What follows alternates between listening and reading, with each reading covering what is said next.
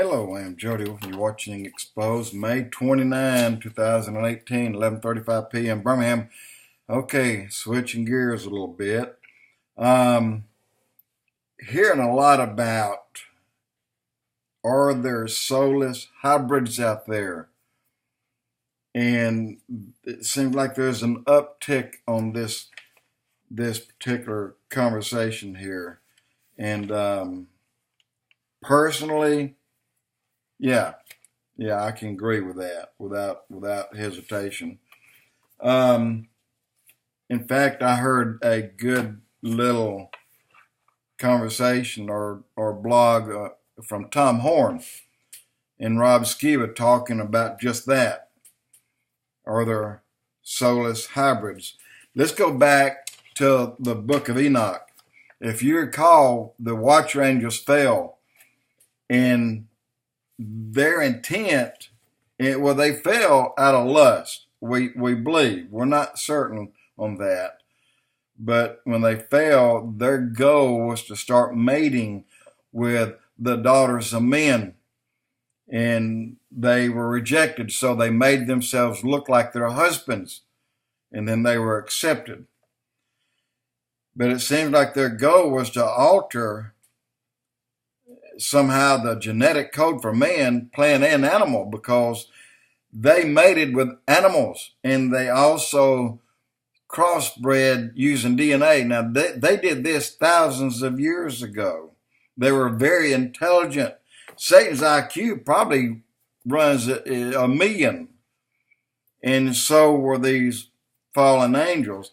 But they went to Enoch, and they begged Enoch, please go to God and plead our case before him and ask him to forgive us.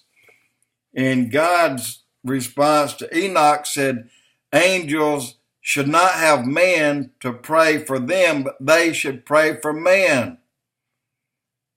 Never should an angel use a person, you and I, for an intercessor on their behalf. It's the other way around. So, indicates the angels do have souls. However, their offspring never once asked for forgiveness, indicating that either they did not have a soul or their souls were not of God. In other words, they were the offspring of the fallen angels. And, I have said this before. I set my granddaughter down, and when she was very young, and I told her, I said, the day that you were conceived, God held you before him, even though you were nothing but just a tiny, tiny speck. He still held your cheeks, and he breathed into your nostrils a soul and a life. I said, and God continues to do that millions of times a day. He breathes and gives souls into tiny babies that have just been conceived. Let me go now to another case. This one's very intriguing. I've heard a lot of them, but this particular one really has me scratching my head. Now, we know of how many serial killers there have been, and we don't know how many. We do know there's a lot. And we do know that the Hitler and all his Nazi rank, they had a conscience to a point. They'd go home and they'd behave with their family, to their family in love, but yet go out the next day and kill as many Jews as they could. So indicates they have a soul, they have a conscience. Now, here is one, and I caught the tail end of this, and I did my very best to go back and find more of it, and thank goodness I was able to do that. But it's called Dead North, and it's about Chief FRIZZO, Laura FRIZZO, and I believe North Michigan area, not 100%, but I believe it's that area. It may not be quite there. She had a case where a woman and her husband 14 years prior, and this is in 2014, made a pact when they married that they would not mess around on each other, that if they did, then one of them had to kill that person. Well, that's what they did. This woman, killer, with no conscience, it ended up that she has killed personally up to 9 known people. She was a serial killer and they did not know it. She'd have sex with them and then kill them. And Laura caught on to him when she was trying to track down a man. I'll just call his name Chris because he come up missing. And happenstance, somehow, some way, got wind of where he had been. And it was by the help of the FBI, by back reversing the GPS on his car. And it took him to a residence. So this is where she went and found a couple living there. Brought them in one by one, interviewed them. Neither one of them gave up anything, but they tried a little, they put so much pressure on them that it made both of them uncomfortable. So later, after they thought things had calmed down, she called in and said her husband wasn't breathing. Long story short, she killed him.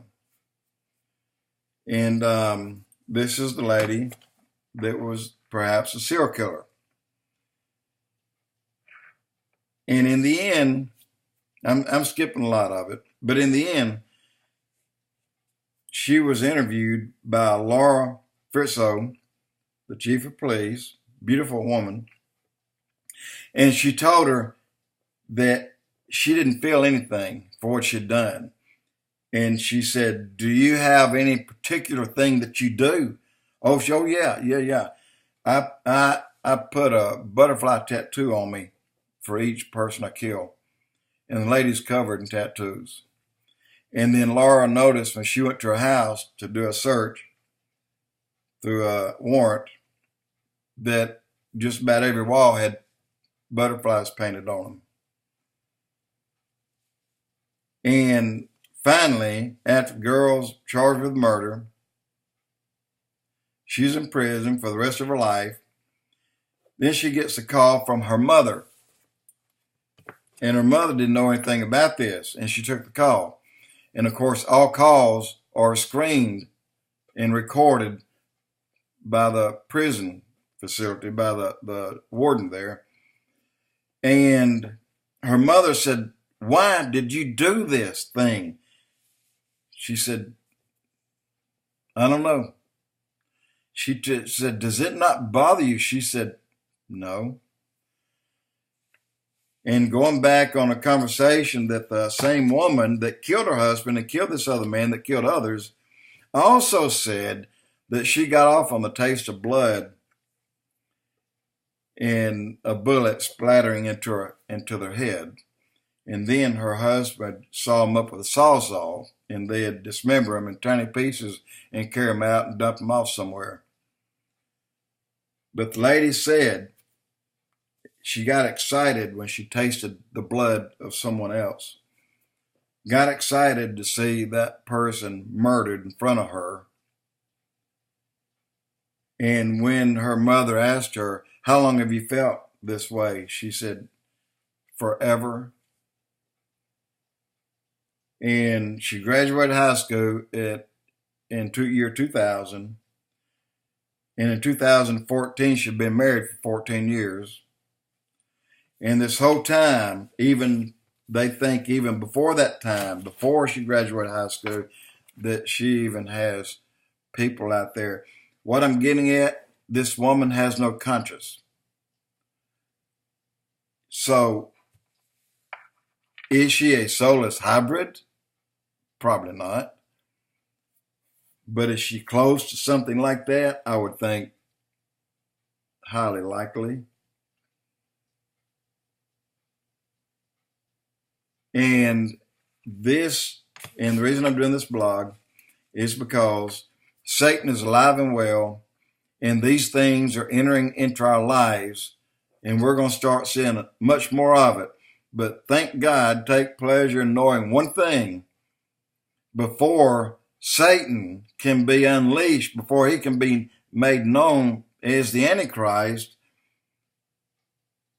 the restrainer has to be removed first.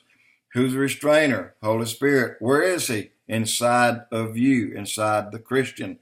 He'll evacuate us before the Antichrist can come onto the scene and introduce Satan. Guys, this is just a tip of 1,000 icebergs stories such as this. Much, much more coming. Jody Wolf Expoz.